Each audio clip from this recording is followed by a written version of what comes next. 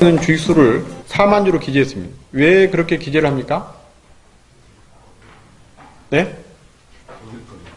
의결권이요? 이건 주식 총수는 의결권을 묻지 않습니다. 네, 발행 주식 총수를 말하는 것이죠. 이 4만 주는. 근데 등기부에는 10만 주 기재되어 있는데 여기 3월 29일 날 주주총회 의사록에 주식 총수를 4만 주로 기재했다 이런 이야기입니다. 왜 이러한 괴리가 발생했을까요?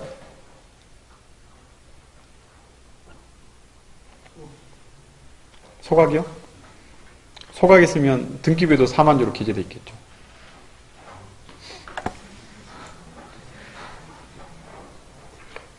기준일 때문에 그렇습니다. 기준일 때문에.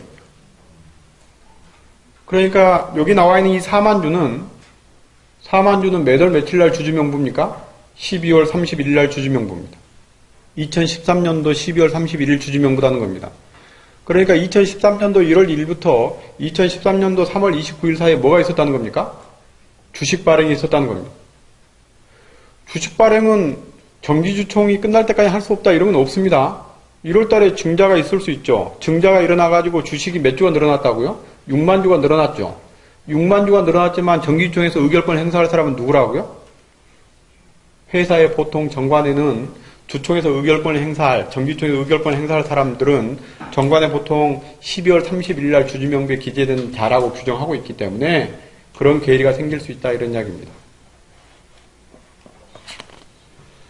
뭐 주주가 똑같다면 아무런 상관없습니다. 그러니까 12월 31일 날 주주 갑을병에 3대 3대 4가 뭐 3월 29일 날 10만 주에 3대 3대 4로 이렇게 동일하다고 하면 아무런 문제 뭐 될 일이 없겠죠. 일단 10만 주를 기재하나 4만 주를 기재하나 상관이 없는데 제3자가 들어왔거나 또는 주주 비율이 달라진 경우에는 이렇게 기재를 할 수가 없다 이런 이야기입니다. 그렇죠? 자, 24페이지입니다.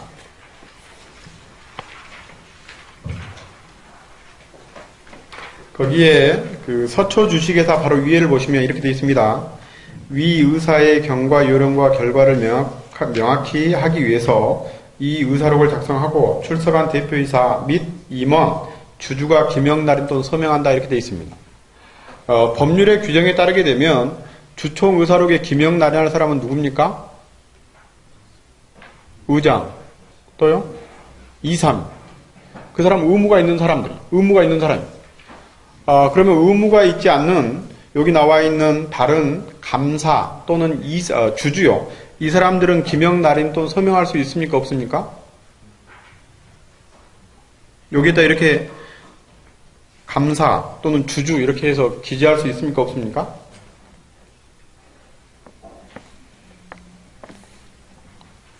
할 수 있겠죠. 있죠. 예.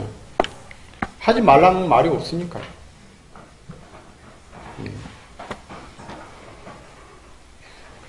이게 뭐가 중요하냐 이런 자 51%하고 49% 주주가 두 사람밖에 없습니다. 두 사람 맨날 싸웁니다. 그러면 주주총회 나와봐도 주주는 몇 사람입니까? 두 사람만 나옵니다. 그러니까 이사는 세 사람이 있지만 이사는 아무런 일을 할 수 없는 사람들. 뭐 주주총회 결정은 주주들이 하는 거 아닙니까? 그러면 여기 나와 있는 이 기재된 내용들을 명확하게 하기 위해서는 주주들한테 전부 다 사인을 하라고 해야 되겠죠. 뭐라고 합니까? 가서 의사록을 작성해가지고 사인을 하십시오. 이렇게 하는 것이죠. 그러면 또리또리한 주주들은 49% 주주는 어떤 것도 의결권을 행사하지 못하잖아요. 항상 패배하게 돼 있잖아요. 49% 주주가 51% 주주하고 동일한 의결권을 행사할 수 있는 의안이 하나 있는데 그게 뭡니까? 뭐요? 감사선임. 감사선임.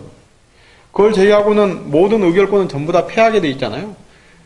예. 그런데 여기 나와 있는 의사록이 명확하게 해야 될 필요가 있잖아요.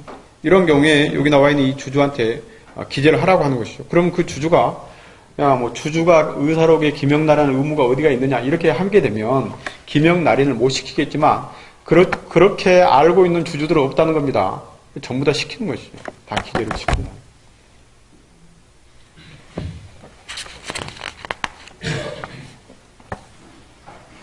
이게 필요가 있다는 겁니다. 필요가 있을 수 있다는 겁니다. 25페이지요. 거기에 주총결의 하자를 다투는 방법 이렇게 돼 있는데 다 알고 있으신 내용들이죠.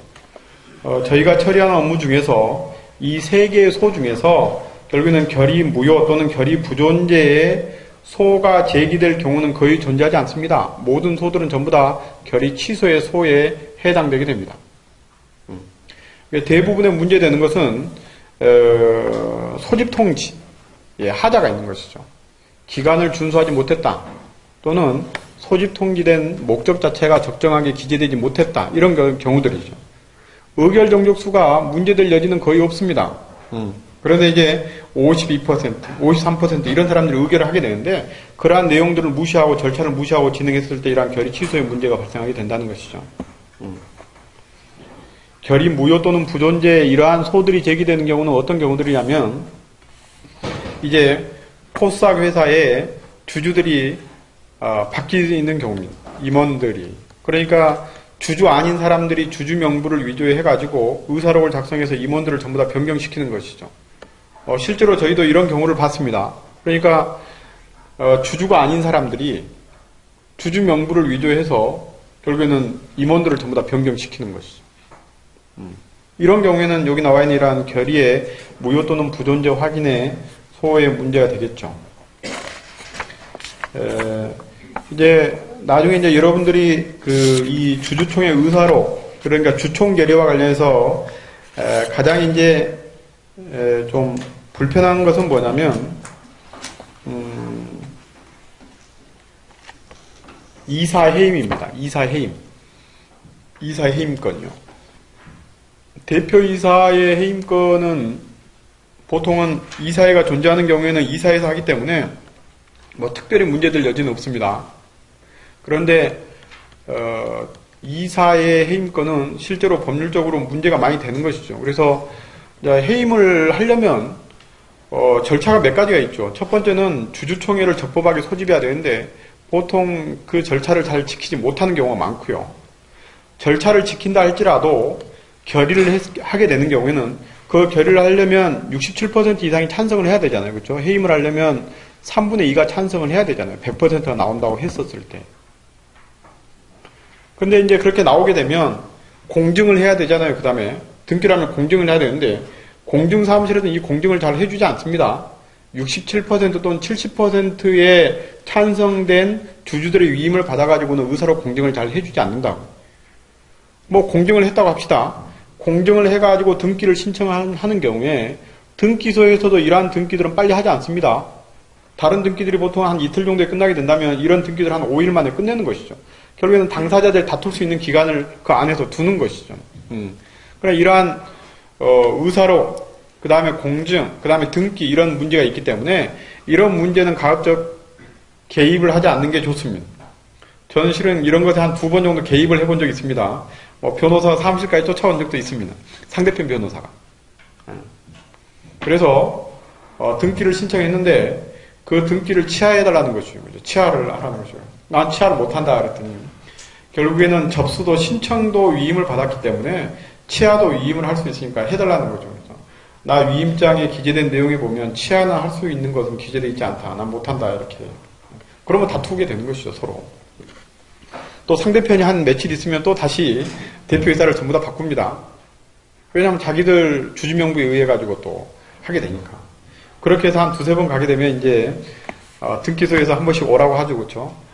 오라고 합니다. 정리하라고. 그렇죠? 뭐 저희가 정리할 내용은 아니죠. 근데 저희가 개입을 할 필요가 없다는 겁니다. 이게 이제 법률적으로는 실은 문제될 여지가 없지만 저희가 해서는 안 된다. 그래서 가급적이면 이러한 주총결의에서 이사를 해임하는 경우에 있어서는 공증인을 대동시키는 게 좋습니다. 공증인을 대동시켜서 공증인한테 가서 확인하고 공증하라고 하는 것이죠. 그 다음에 등기는 우리가 합니까? 등기하지 않습니다. 등기 신청서는 작성해 주되 직접 등기하라고 하는 것이죠. 개입하지 않는 게 낫다는 겁니다. 그래서 공증도 하지 않는다. 그 다음에 등기 신청도 하지 않는다. 그렇죠? 설령 얼마를 준다 할지라도요. 이사 선임 등기를 하게 되면 보수가 얼마입니까? 한 20만 원 정도 됩니다. 물론 20만 원을 받는 법무사는 거의 없습니다. 근데 이제 뭐 해임 이런 것을 담당하게 되면 뭐 한 100만 원 정도 받아야 되겠죠. 왜냐하면 앞에 절차부터 계산을 해서 진행을 해줘야 되니까. 그렇죠? 이렇게 처음부터 끝까지 이렇게 해주려면. 근데 그렇게 해서도 할 필요 없다는 것이죠. 그렇죠? 그런 회사들은 오래 가도 오래 갈 수가 없다는 겁니다. 그래서 여러분들이 나중에 업무하실 때 실은 가장 중요한 것은 속 편한 게 가장 좋습니다. 1번 돈 많이 버는 거, 2번 속 편한 거, 속 편한 게 좋다. 자, 그 뒤에 한번 볼까요? 30페이지에 29페이지 이사의 부분 하나만 보고 쉽시다. 그 이사의 그 권한이 있는데 요즘에는 이제 그 상법 개정에 따라서 2009년도의 상법 개정, 그 다음에 2012년도의 상법 개정에 따라 가지고 이사의 숫자 자체가 제한이 없어졌다는 겁니다. 그렇죠? 자본금이 10억 원 미만인 경우에는 이사를 한 명 이상이면 되는 것이죠. 그렇기 때문에 이사를 3명 두는 회사는 거의 존재하지 않습니다. 왜냐하면 회사를 설립할 때 10억 원 이상으로 회사를 설립하는 경우는 실제로 1년에 한 번 있을까 말까 합니다. 이제 없다는 겁니다. 없다. 그렇기 때문에 이사를 3명 두는 회사는 거의 없습니다. 거의 없다는 겁니다. 여기에 나와 있는 이 이사회라고 하는 것은 이사가 최소한 3명 이상 있었을 때만 나타나게 되는 의결기관입니다. 이사가 2명밖에 존재하지 않는 경우에는 이사회는 존재하지 않습니다. 그렇죠? 왜냐하면 이사가 2명밖에 없는 경우에는 이사의 결의의 정족수는 어떻게 되는 겁니까? 법률상? 과반수 이상의 출석에 과반수 이상의 찬성 이렇게 하고 있죠. 그러니까 이 정족수를 낮출 수가 없잖아요. 높일 수는 있잖아요. 근데 과반수 이상의 출석에 과반수 이상의 찬성인 경우에 이사가 2명인 경우에는 언제나 두 사람이 모두 다 출석해서 두 사람이 언제나 찬성을 해야만이 결국엔 결의가 가능한 것이죠. 우리가 법률에서 배우게 되는 이 합의제 기간의 경우에는 원칙적으로 모든 사안에 대해서, 그러니까 모든 사안에 대해서 일반적인 결의가 모든 사안에 대해서, 즉 일반적으로 하는 그 결의 모든 것들이 전부 다 그 구성원 전원의 동의가 필요한, 전원 일체 의사가 필요한 것은 합의제 기간이라고 볼 수 없습니다. 그러니까 우리가 주주총회를 만약에 우리 회사의 주주총회는 언제나 주주 전원의 동의를 요한다. 이것은 주주총회라고 볼 수 없다는 것. 그건 주주총회의 의결기관이라고 볼 수 없다는 것이죠. 물론 특정 사안에 대해서는 그렇게 할 수 있습니다. 이러이러한 것들은 전원의 동의가 필요하다. 이렇게 할 수 있다는 것이죠. 그런데 모든 것들을 그렇게 한다는 것은 합의제 기간으로 볼 수 없는 것이죠. 그래서 이사의 경우에도 여기에 나와 있는 과반수 이상의 출석, 과반수 이상의 찬성을 말하고 있기 때문에 모든 사안들을 항상 이렇게 결정을 해야 된다고 하면 전원의 동의가 필요하다. 전원의 동의가 항상 필요한 이러한 것들은 합의제 기간으로 볼 수 없는 것이죠. 그래서 이사의 존재를 인정하지 않습니다. 그래서 상법에 규정되어 있는 어떤 것은 주주총회 권한사항으로, 어떤 것은 이사의 권한사항으로 해서 우리가 이제 시험 볼 때 외우지 않습니까? 이것은 주주총회, 이것은 이사회, 또는 이사회지만 주주총회로 옮겨갈 수 있는 거, 이렇게 우리가 공부를 하잖아요. 공부를 하게 되는데, 이제 그러면 이사회가 존재하지 않았을 때 상법에 규정되어 있는 이사회에서 한다는 것들은 다 어떻게 되는 것이냐? 전부 다 주주총회로 간 것이죠. 그렇죠? 전부 다 주주총회 간 것이고, 30페이지를 보시면 방가로 2번이 여러 가지 것들이 많은데 보면 주주총회 소집과 관련된 것들입니다. 첫 번째 줄, 두 번째 줄, 세 번째 줄, 네 번째 줄 전부 다 주주총회 소집과 관련된 것이고요. 둘, 넷, 다섯 번째 줄이요. 393조 1항이요. 이사의 권한사항에 관한 일반적인 규정인 393조 1항. 이것은 대표이사 또는 사내이사가 혼자 결정할 수 있는 사항이죠. 특이하죠. 자, 여기 보시면 중요한 자산의 처분 및 양도, 대규모 재산의 차입, 지배인의 선임 또는 해임, 지점의 설치 이전 이렇게 돼 있죠.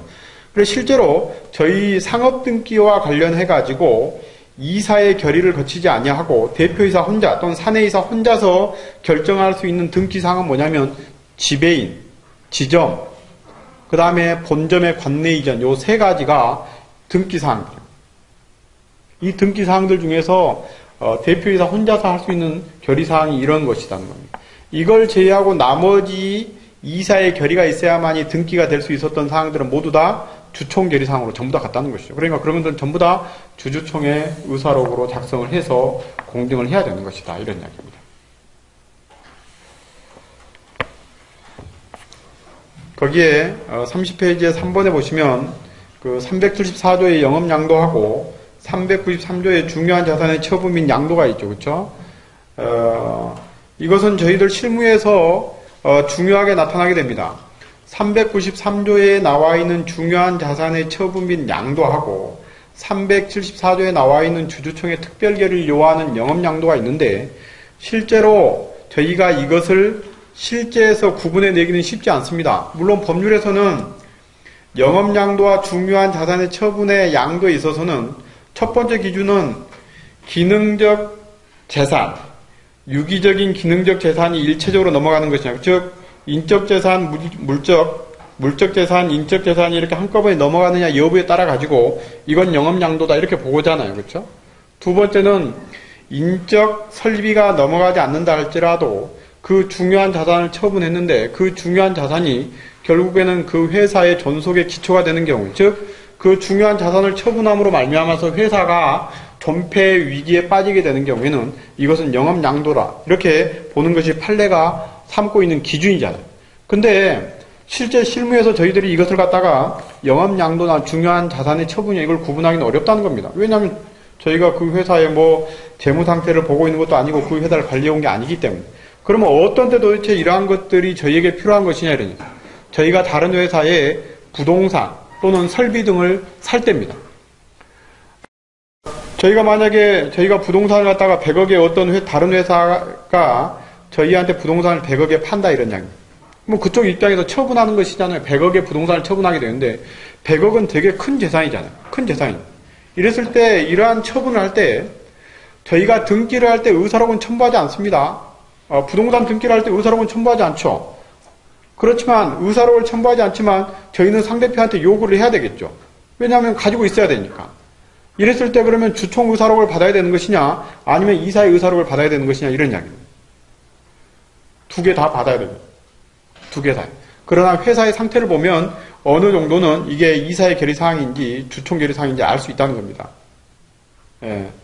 그래서 이것이 의미가 있는 것은 저희가 실제로 부동산을 취득할 때 또는 그 회사의 중요한 어떤 사업 부분을 일부를 취득할 때는 이러한 주주총회 의사록을 요구할 것인지 이사의 의사록을 요구할 것인지를 결정을 해야 된다 이런 이야기죠. 쉬었다 합시다.